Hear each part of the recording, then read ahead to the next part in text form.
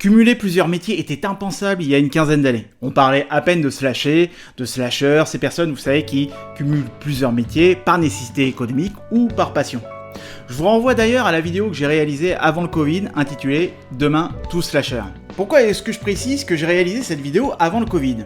Car je pense que vous avez dû vous rendre compte que la crise sanitaire a considérablement modifié notre rapport au travail.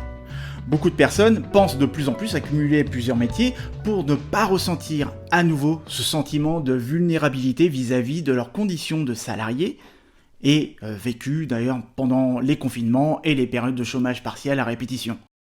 Je ne compte plus le nombre de personnes qui réfléchissent à une reconversion, à changer de métier, voire à créer leur propre job. Avant même de vivre cette situation, toute une génération n'envisageait plus de faire carrière dans la même entreprise. Et ça, de toute façon, les carrières linéaires, c'est fini de faire carrière dans la même entreprise toute sa vie ou à exercer le même métier. Il y a de moins en moins de personnes qui y pensent. Et si vous avez un profil multipotentiel, cette idée ne vous a même pas traversé l'esprit. Alors je ne vais pas vous dire que c'est super le changement, qu'heureusement que la conjoncture économique et sociétale actuelle met fin à la sécurité de l'emploi et à la stabilité professionnelle, parce que c'est pas mon style, qu'on n'est pas des Gaulois réfractaires au changement. Voilà. Tout ça, ce genre de speech où on vous dira que de toute manière vous serez bien obligé d'accepter le changement, etc. Ce n'est pas le style de la maison.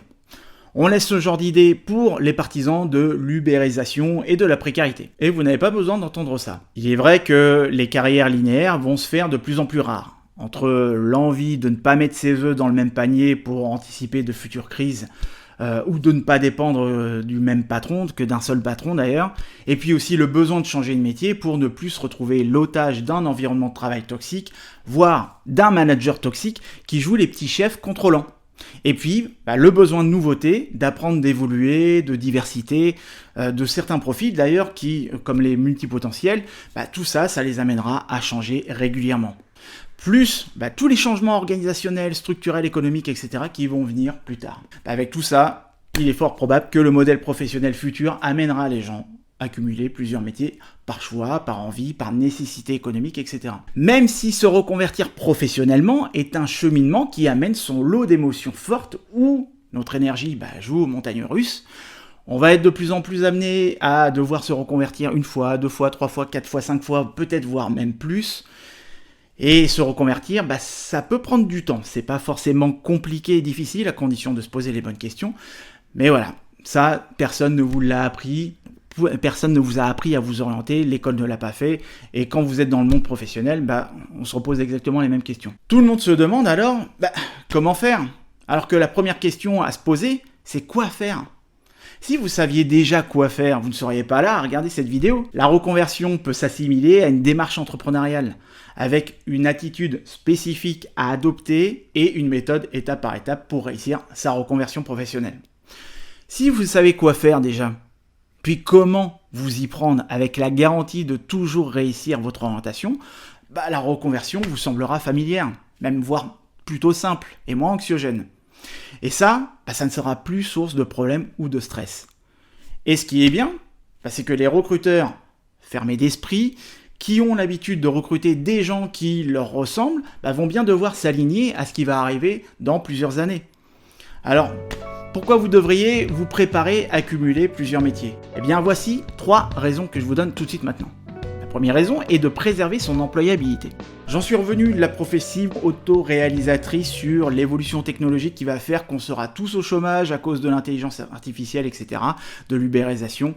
On disait la même chose dans les années 60 ou 70 ou 80, des machines qui volaient le travail aux salariés. Dans un certain sens, oui, ça a été le cas, mais ça a surtout fait évoluer des secteurs d'activité, amenant les travailleurs à évoluer en parallèle de ces changements.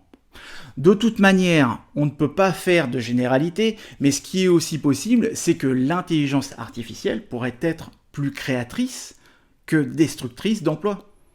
Peut-être que dans d'autres métiers, ça émergera en parallèle, ce qui nécessitera de se former, de développer de nouvelles connaissances, voire de nouvelles compétences, pour ainsi préserver son employabilité.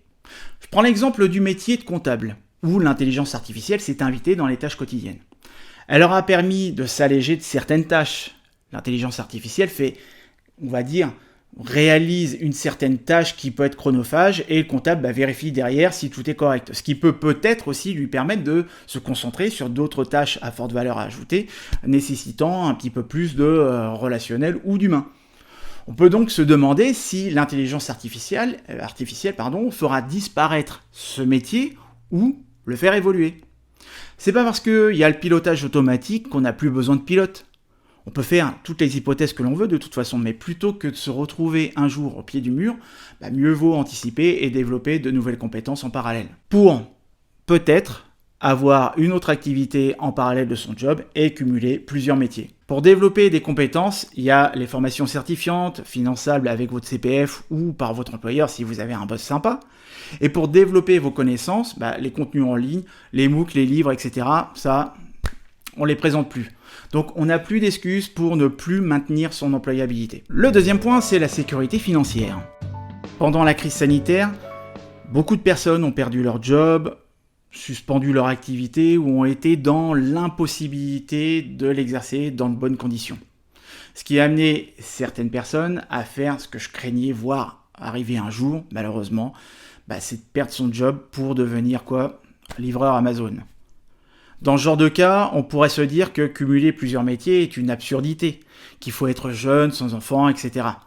Je prends l'exemple d'une personne que j'ai rencontrée il y a à peine 2 jours, quelque chose comme ça. Il me dit être parti de Lyon pour s'installer à Paris pour le travail, et cela 3 mois avant le Covid. Pas de peau.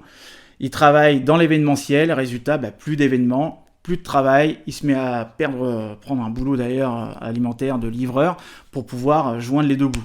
Et il me dit que c'est dur, surtout quand on travaille pour un type irrespectable, pour ne pas dire le terme qu'il a utilisé bien sûr. Mais qu'il arrondit ses fins de mois grâce à une activité artisanale qu'il a lancée en parallèle de son job de livreur. Même si le temps et l'énergie peuvent lui manquer, il sait qu'il va quitter ce métier de livreur dans quelques jours car les salons et événements ont repris et il va pouvoir développer son activité artisanale qui a déjà pris de l'ampleur. Oui, c'est une question d'organisation et de gestion de l'énergie, mais quand sa situation personnelle est menacée, le temps et l'énergie, ça se trouve plus facilement qu'on ne le pense. Et la troisième raison, pour éradiquer l'ennui et continuer à apprendre. Qu'on soit clair, je ne suis pas en train de faire l'apologie de la précarité ou de vous dire « Allez-y, faites les choses sans réfléchir, c'est super, foncez !» Non, je ne suis pas irresponsable comme certains sur le net qui vont vous dire en vous disant « Oui, la vie est belle, vis tes rêves, faut aller à fond, etc. Surpasse-toi, dépasse-toi. » Non, faites les choses intelligemment et en fonction de vos besoins.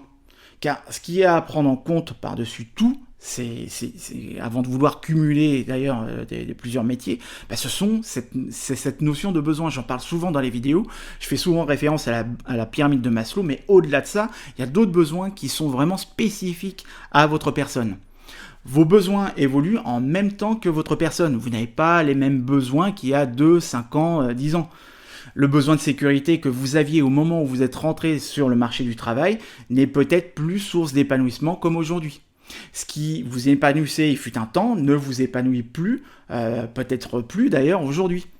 Il est important de mettre à jour ces besoins pour maintenir votre motivation au travail et rester engagé dans ce que vous faites. L'ennui est le premier signe d'une insatisfaction et d'une frustration. C'est le signe que vous n'êtes pas stimulé intellectuellement ou émotionnellement par ce que vous faites.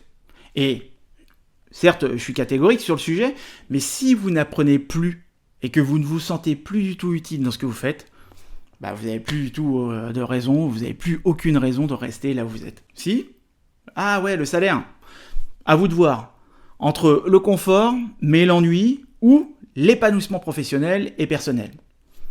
Il n'y a rien de pire que l'ennui pour tuer toute forme d'épanouissement et de confiance en soi. Cumuler plusieurs métiers, c'est un moyen de répondre à son besoin d'apprendre et de diversité.